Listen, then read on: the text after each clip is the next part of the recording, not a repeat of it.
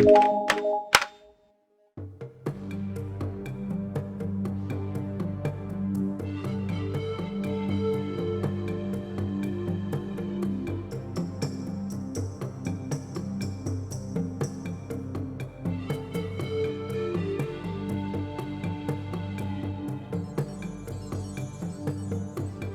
RAMSAWAK, thanks so much for coming on to Evolution Soup all the way from South Africa. You are a student at the University of the Witswatersrand, an aspiring archaeologist and paleo-ecologist, just finishing up your master's in archaeology.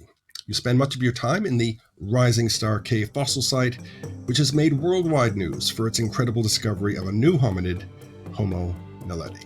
So how are you doing, GINIKA? As a student, you have to do a lot of writing as well as getting out into the field. But despite the pitch darkness of the Rising Star Cave, I'm sure every visit to the site is well worth it. Hi, Mark. Thank you for having me on. And yes, every visit to Rising Star is well worth it. It is, well, I don't have enough words to describe how beautiful it is and what a magnificent cave system it is.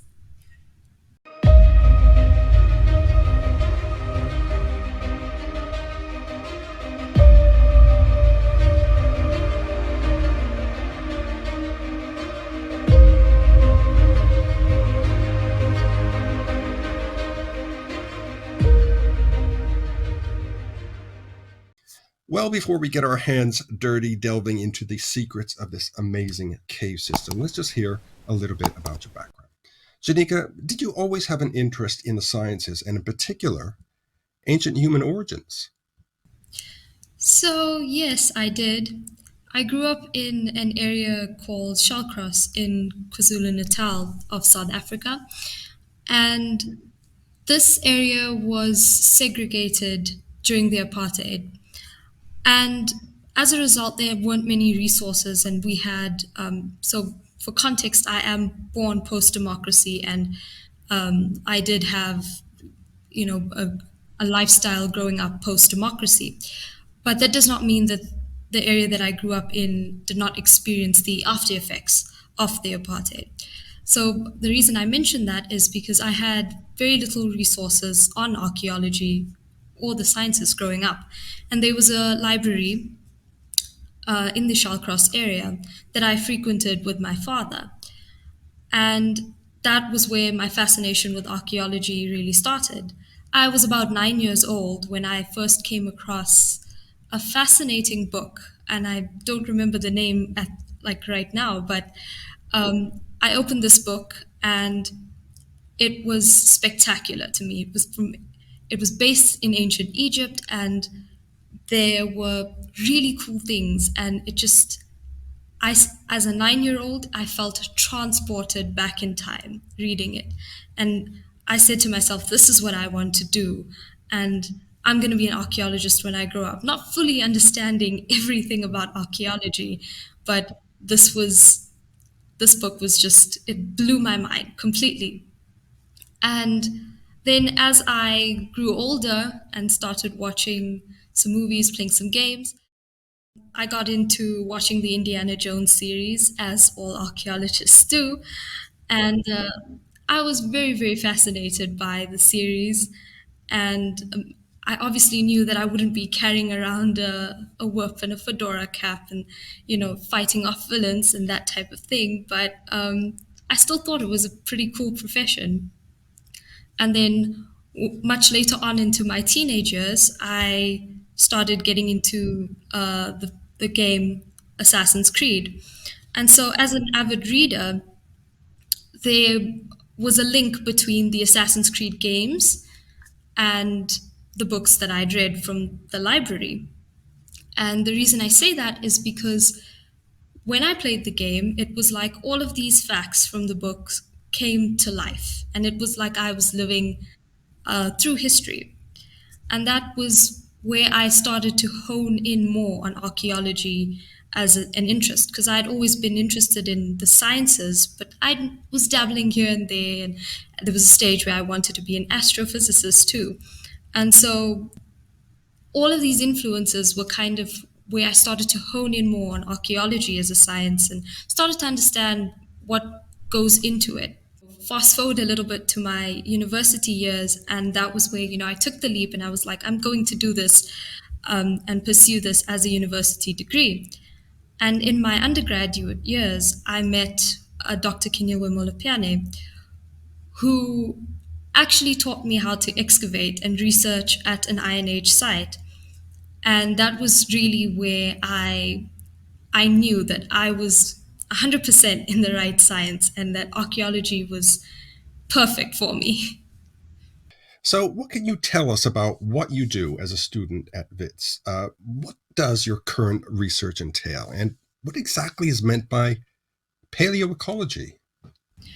So my work at WITS has actually, I've dabbled in a lot of archaeological subfields. I initially started in my honors year, which is the degree that we do in South Africa immediately after our bachelor's degree. And I started doing bone tools at the Sterkfontein Caves, which is very, very close to Rising Star, and it is in the cradle of humankind. And I sort of combined archaeobotanical elements and geology and soils into that project, and then did a series of experiments at the Sterkfontein Caves and within that landscape. And I found that region just to be very cool, which is also where my interest in the cradle stems from. My current research is based in paleoecology, and I look at pre-colonial, well, the first intensive pre-colonial mass agricultural site in South Africa. And the region is called Bokoni. And I basically look at phytoliths and pollen, which are microscopic plant materials that I would, analyze under a microscope and extract from soils. And I look at that and reconstruct ancient environments, understand how people utilize the land and their farming patterns, maybe an idea of what they ate, and maybe if there was a flood or drought in the area during whatever time period I'm analyzing. So this specific region dates all the way back to 2,000 years ago. And that is what I do at FITS, and that is my interest in paleoecology and the cradle. And there's been some really interesting finds at Sterkfontein, isn't there? The australopithecines, as well as I think Paranthropus, things like that. Yes, there has been. It's associated with a number of hominins. So it would be Australopithecus africanus, Paranthropus robustus, Homo habilis. So there's quite a wide range of hominins associated with the Sterkfontein cave system. So we're announcing two major discoveries. One is that we have found a second chamber with Homo naledi in it. That's a big deal because not only does it give us a great deal more evidence about this incredible species, but it speaks to the idea that perhaps they were using the rising star system in a very special way. Well, your mentor is Kinyewe Molopiane, as you've said. Kinyewe was a guest on Evolution Soup just over a year ago. We talked mainly about Homo naledi, the enigmatic hominins who evidently deposited their dead deep within the Rising Star Cave. Before we find out exactly what it's like to trowel away the layers of this fossil site, how did you get this amazing gig, and when did you first meet expedition leader Lee Berger? So it's actually a funny story, and I really love telling this story. I got a text from Dr. Kinyewe Molopiane, and it was a very, very cryptic text, super mysterious, and it read, "How brave are you?" And a million things ran through my head at that moment. I was like, why is she asking how brave I am? What could she possibly mean by this? And she began to explain that there was an upcoming excavation season at the Rising Star Cave, and that applications for this excavation season would be open, and she wanted to know if I'd be keen to apply, and that there were a number of processes in place and whatnot. And the moment she told me about the applications being open, I instantly applied.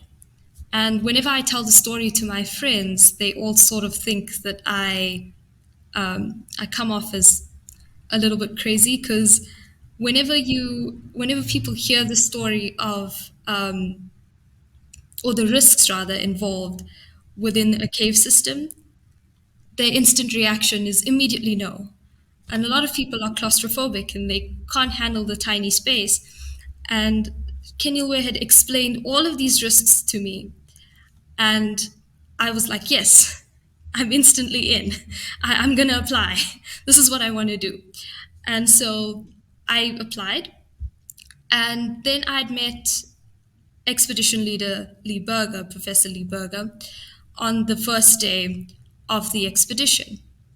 And he walks in and, he's super friendly and shakes everyone's hands, and he's quite a dynamic individual. And a funny story is that I've actually never met him despite being at the same institution, Wits University, as him. And I'd always heard stories about Lee Berger, about how he was so dynamic and, he's really cool and he's always someone that has a good story on hand. And when I'd met him, he completely lived up to those expectations. And he has this amazing ability to command a room when he walks into it. And you want to hear what he has to say because he always has something very interesting to say. So it was very, very cool to meet Professor Lee Berger as well. Right, let's hear what digging the Rising Star Cave fossil site is really like. Now, this is a very complex, circuitous site that is definitely not for the claustrophobic. What was your first day like there, and what were your first impressions? Okay, so for those that don't know what the Rising Star Cave system is like, it is 90 meters. Well, the area that we were working in was 90 meters underground. It does extend further underground, I think, to up to 120 meters. My first day there was very, very interesting.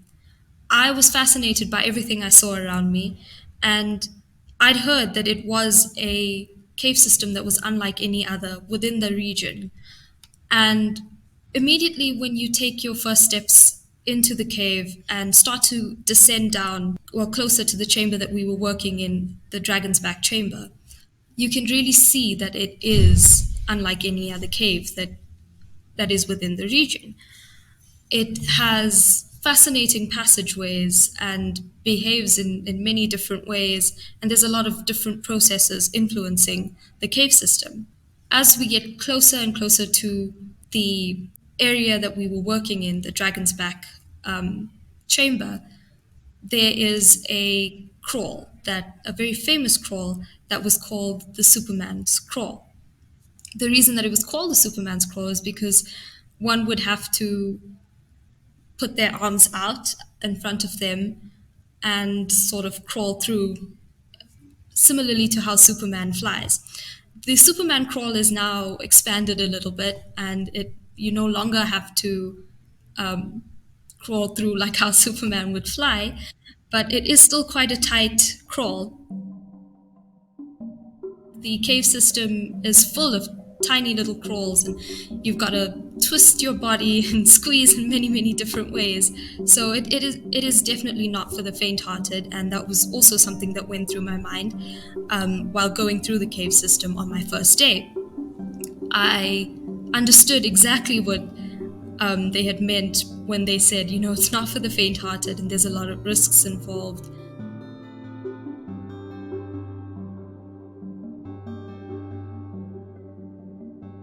I think one also has to remember that the region that the cradle of humankind and Rising Star Cave System is located in was popular for mining activities over 100 years ago. And this means that a lot of cave systems there can be quite unstable. So that's also something that we had to be mindful of when we were underground, and that was constantly reiterated by the team. So you've got to make sure there's no ceiling off the actual chamber that you're in that's unstable, and you can't stay in a spot that's known to be unstable for too long. We've got to do equipment checks at all times and make sure that our lights are working and they've got batteries in. And, this is a lot of information that I just had to be mindful of, even on my first day. underground. And so it was a bit of an information overload, but still very, very cool. And once you go through the Superman's crawl, as I mentioned earlier, you enter the Dragon's Back chamber, which was our workspace. And then we log into an intercom system to the command center, which is located at the top or base of the cave. And Professor Berger would be there, and a number of other people and safety officers from the Rising Star team.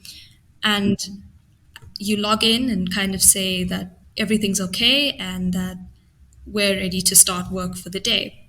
And that was our first sort of run through of the safety measures on the first day.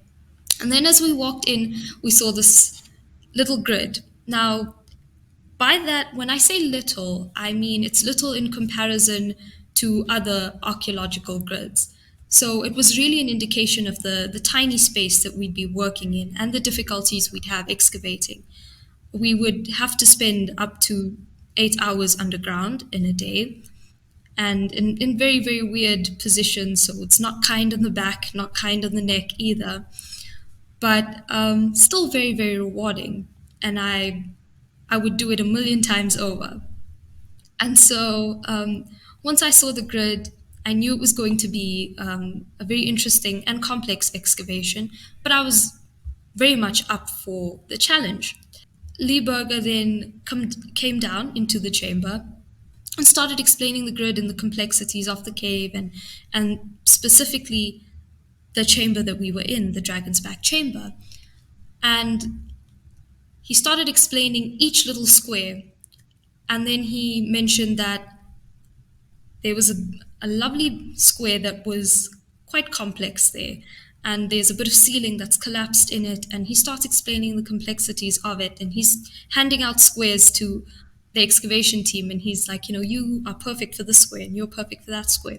And then he asks, so this complex square that we have here, I want someone with the most excavation experience to be working on this square. And so, I kind of look around and I'm like, okay, who could have the most excavation experience? Not thinking that it would be me. And it ended up being me. And so he's like, okay, GINIKA, this is your square, and you're going to be excavating this square. My first look at it was, this is going to be an interesting square. I've never excavated anything like that before, but I'm, again, up for the challenge.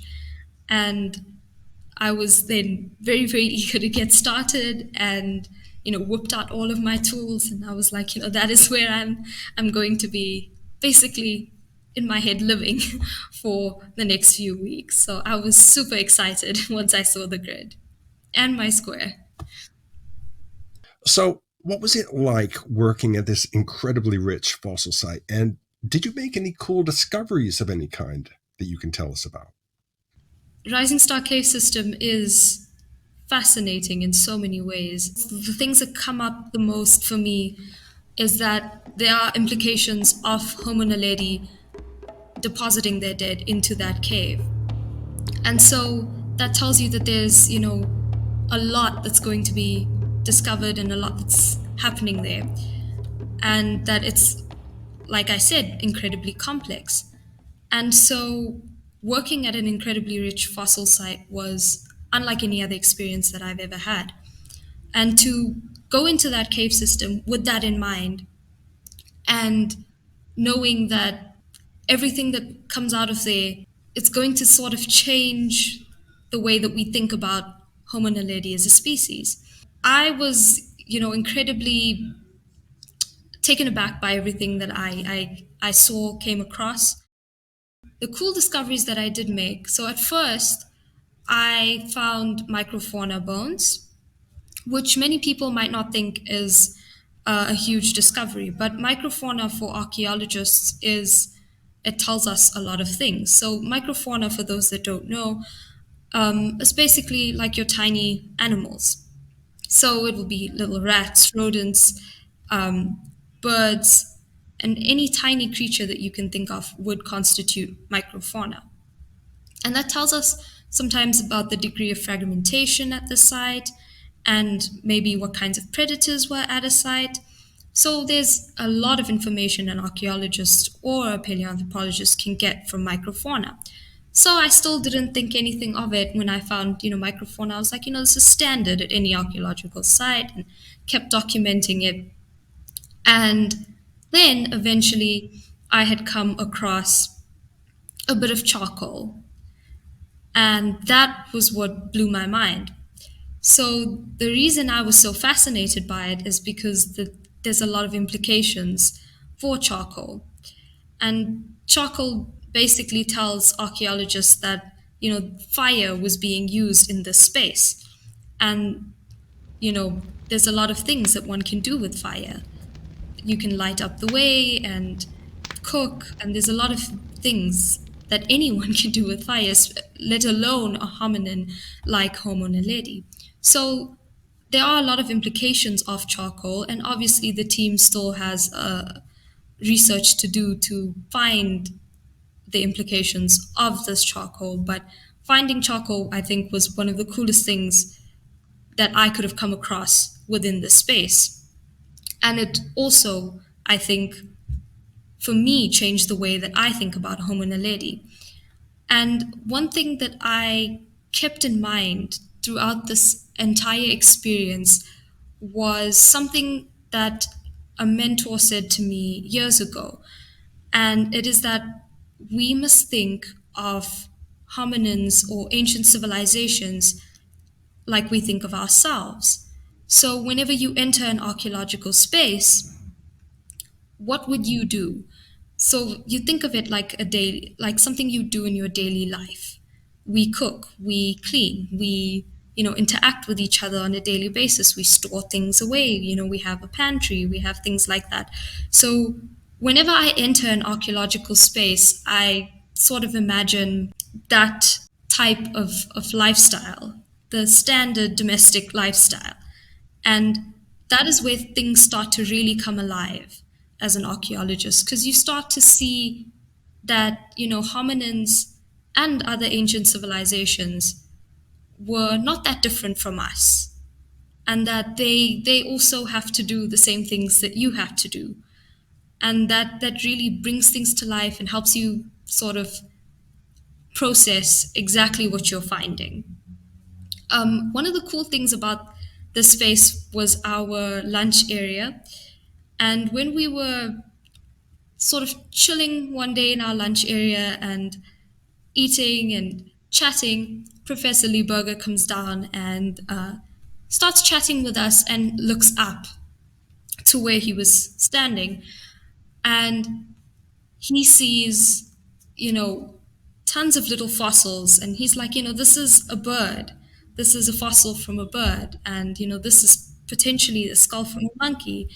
And like we'd noticed some fossils here and there, but he came in and he was just like seeing the things that we weren't.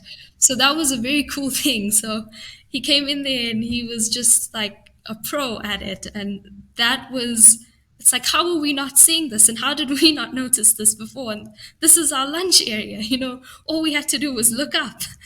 And so he was like, yes, they're everywhere. They're, above you, next to you, down below you. So fossils are everywhere in this cave. And they're from pretty much everything. And it was so, so cool to just know that you're surrounded by these fossils, and to also think about how, Homo naledi might have encountered these creatures, in the microfauna bones that I was initially finding.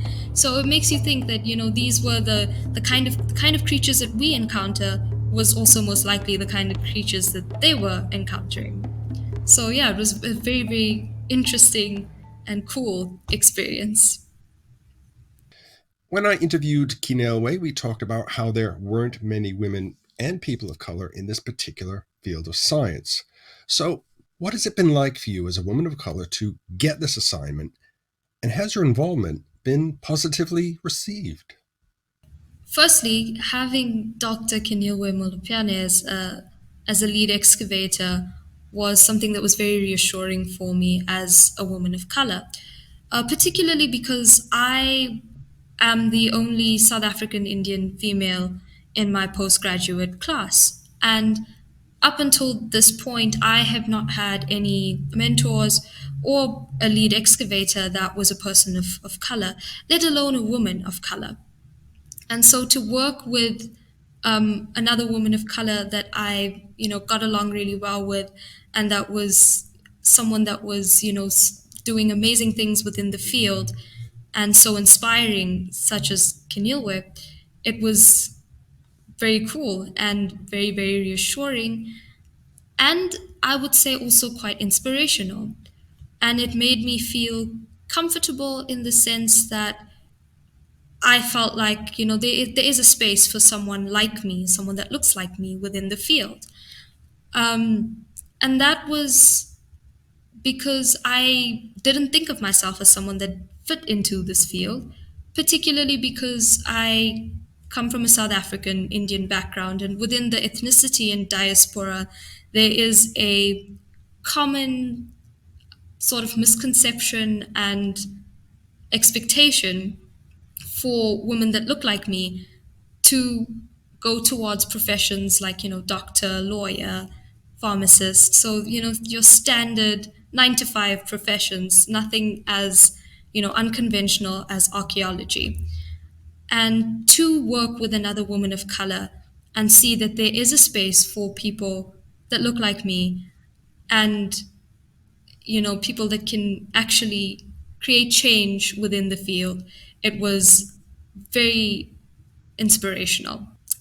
And my involvement has been positively received. I have not had any haters yet. So, yeah, I am happy with where I'm at. Lastly, if there's any young people watching this interview, perhaps a young Indian woman or girl who is interested in pursuing archaeology or the sciences and are perhaps feeling a bit unsure or discouraged, what advice would you give to them right now?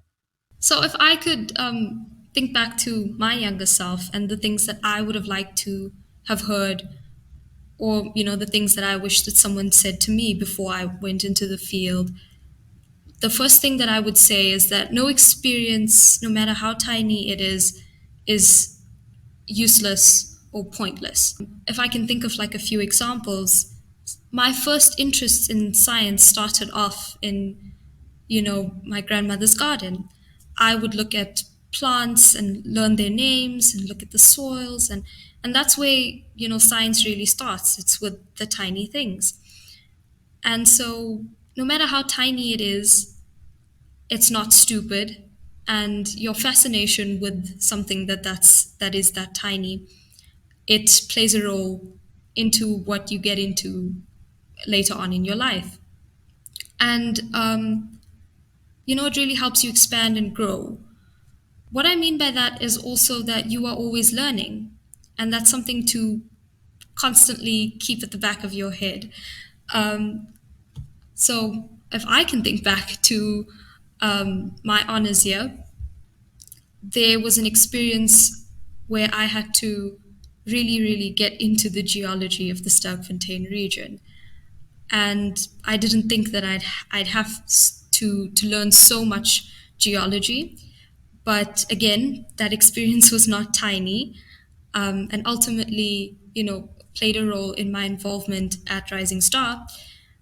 And I was always learning at that point. I was always picking things up and learning more about something as tiny as, well, dirt.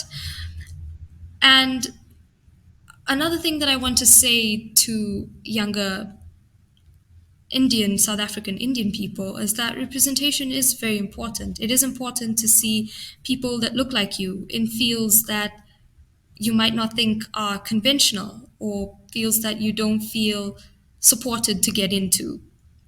And I guess when you see someone that looks like you in those fields, you feel reassured and you feel more open to taking the leap to get within those fields. And so, keeping that in mind, I want to say, do not be afraid to venture out of your comfort zone. Maybe not Rising Star immediately. Maybe Rising Star is a bit of a leap for some people. But you can try with little things for now. specifically with the sciences, I want to say that your persistence, hard work, and consistency will definitely go a long way. And those are the key elements whenever you want to get into any science. So, persistence, hard work, and consistency, keep those in mind, and you'll be on the right track. And yeah, that's pretty much all I have to say to younger people. It's such exciting work that you do, Ginika, and I want to thank you for taking the time to come on to the show today. I will leave links to your work and social media in the description below, and hopefully we can have you back on the show in the very near future. Thanks for having me on, Mark. It was an absolute pleasure.